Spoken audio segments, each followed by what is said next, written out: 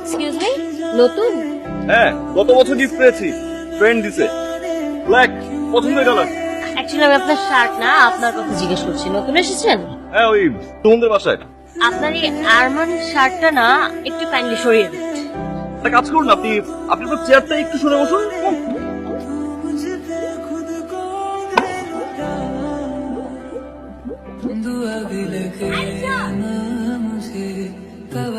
আপনি এটা কি করলেন? আমার বোন রিক্সাটা আমাদের জন্য ডেকেছিল। দেখুন, একটা মেয়ে মানুষ ডাকলে আকাশে প্লেনটাও নেমে যায়। আপনারা আরেকটা রিক্সা ডেকে নিন, আর এই ম্যাচিং করে ড্রেস পরবেন, এটা আমার পছন্দ না।